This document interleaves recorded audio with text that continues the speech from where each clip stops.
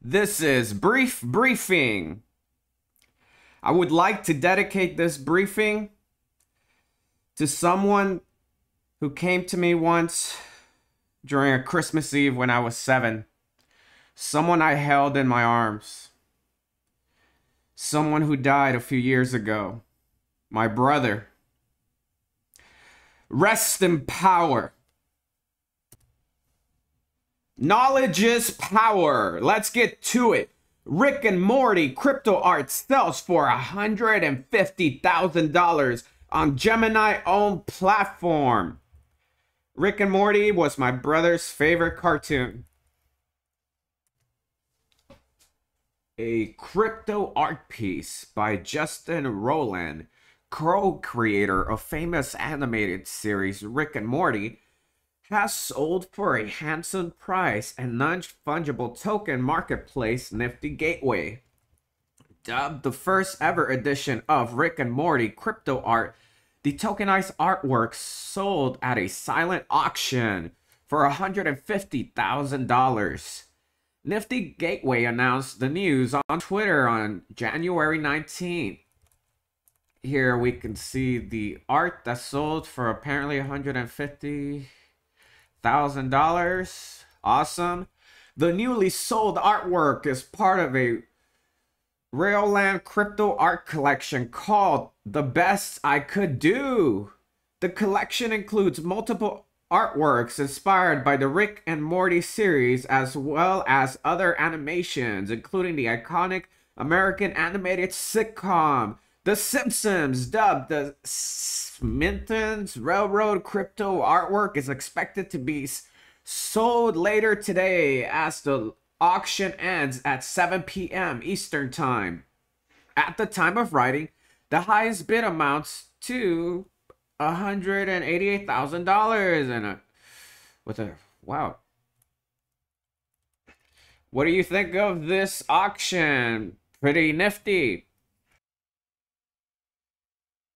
Fiat Freeway Anchorage receives OCC approval to become a federally chartered bank, and Brian P. Brooks steps down from the OCC.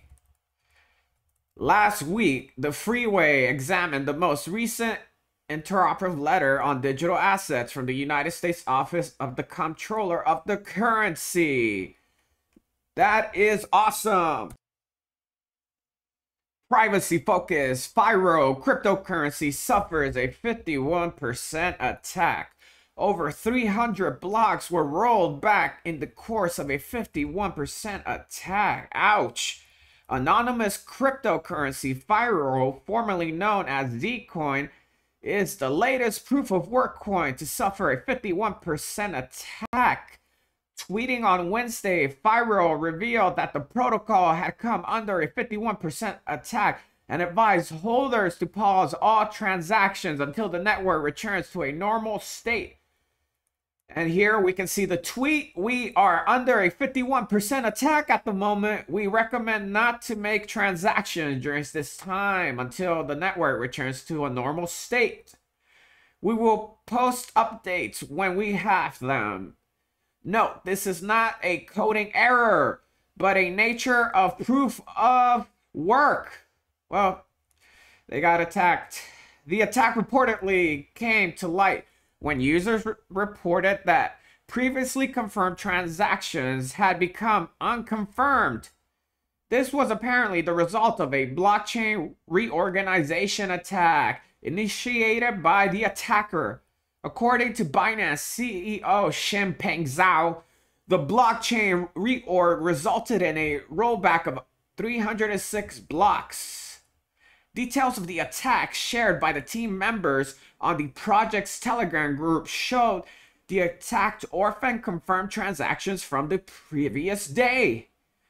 At published time, the Fyro team says that the attack has stopped. Commenting on the economic cost of the attack, Fyro project steward Ruben Yap told Cointelegraph, "Exchanges are the ones at a loss, as the attacker had deposited funds which have now been reversed. Because of the 51% attack, We are still working with exchanges to resolve the matter. From what we know, at the moment, both Binance and Indodax were affected. Fyro stated that the attack was not due to a coding error.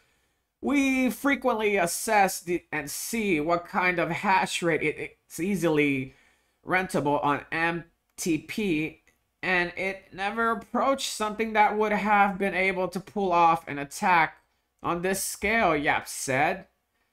For the Fyro team, the attack was only possible because the project was yet to deploy chain locks on the mainnet. A chain lock is a secondary validation layer that reportedly mitigates a 51% attack. According to Yap, with chain locks activated, an attacker would need to control at least half of all Fyro masternodes, in addition to the usual 51% mining hash rate dominance. Well, clearly, people colluded to attack the network because they knew these chain locks were about to be implemented. If you are a Synthetix holder and you are currently staking, go ahead and vote for any one of these people. If you vote for Brief Briefing, we will focus on making educational material about Synthetix. Brief Briefing, we bring the decentralized news to you. Brave web browser adds native support for peer-to-peer IPFS protocol. The decentralized tech community is aiming to find support for technologies that go beyond cryptocurrency support. In a blog post today, the team at Brave announced that they have worked with Protocol Labs to integrate native support for the interplanetary file system inside their browser. The peer-to-peer file sharing standard launched in 2015 and has been gathering support among open source advocates who laud the protocol's ability to stop companies and government bodies from taking down content across the web, as well as the more functional performance improvements, offline file viewing compatibilities, and underlying reliabilities. Also, they're probably gonna do something with Filecoin. IPFS, which are used by Filecoin, shares plenty of similarities with BitTorrent and allows files to be hosted by an multitude of users distributed across networks. With the update, Brave users will be able to access content from web addresses starting with IPFS and will be able to host an IPFS node themselves. The company says that adding support for IPFS will help improve the overall reliance of the internet. Perpetual Protocol emerges as 6th largest DEX after just 1 month. Despite executing 175,000 transactions during its first month of operation, the XDAI-powered Perpetual Protocol spent just $183 on gas fees. That is pretty cheap. Perpetual Protocol, a DeFi protocol offering decentralized perpetual contracts using the Layer 2 Ethereum scaling solution XDAI, has emerged as the 6th largest DEX by weekly trade volume after operating for only 1 month. Based on data from Dune Analytics shared by Perpetual Protocol, the DEX's weekly trade volume of more than 299 million would rank the project above the likes of Synthetix, DYDX, and Kyber. The milestone was shared in a blog post celebrating the project's first amount of operation, a period in which the DEX drove more than 500 million in total volume and generated more than 500,000 in trading fees. All trading fees generated by the protocol are currently sent to an insurance fund designed to secure the protocol, with the project plan to divert 50% of all fees to PERP stakers once its staking pool has launched. That sounds awesome. PERP, do not forget that. In the blog post, Perpetual Protocol noted that it spent only $183 to execute 179,000 transactions, as gas fees on the XDAI are just 1/100th of those on the Ethereum mainnet. With Perpetual Protocol covering the gas fees of its traders, the DEX would have had to pay out $18,300 in Ethereum fees if it was operating directly on the chain. This is not investment advice. This is pure entertainment. Don't forget to like, subscribe. XDAI. This is what they said. Congratulations to the per protocol, just over 1 month old and already making some serious moves with trading volume surpassing 500 million, running on XDAI chain gas for more than 179K transactions was only $183. I am freaking shocked. That is cheap. The XDAI is one of the several L2 scaling solutions that are offering an alternative to the heavy fees associated with operating directly on the Ethereum mainnet, with Synthetix recently launching the first stage in its transaction to optimistic rollups. It costs nothing to do a transaction on optimistic rollup, by the way. I've been doing them to collect my rewards, and it costs nothing.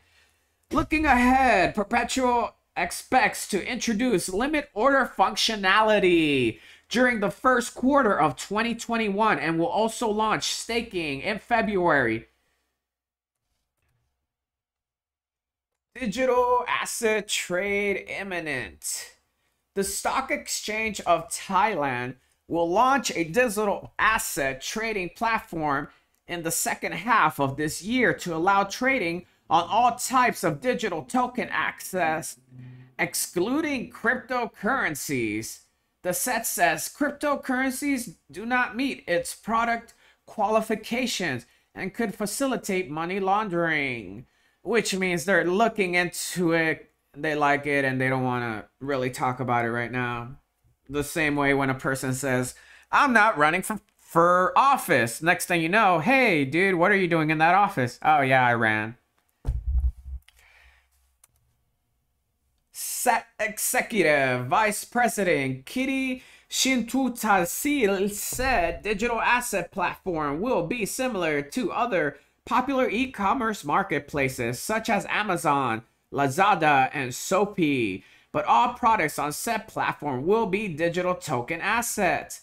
He said token traded on the platform must meet at least one of the three conditions: persistent energy contraction, temporary shutdown, imports of Norwegian seafood remain robust.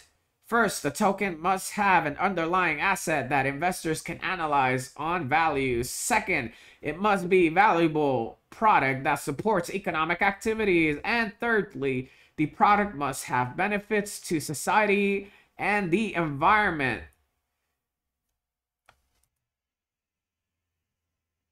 Hope you found this information useful. Don't forget to like and subscribe. I'll leave you with this. A true revolution of values will soon cause us to question the fairness and justice of many of our present policies. Dr. Martin Luther King. Reverend. My apologies. Have a good one.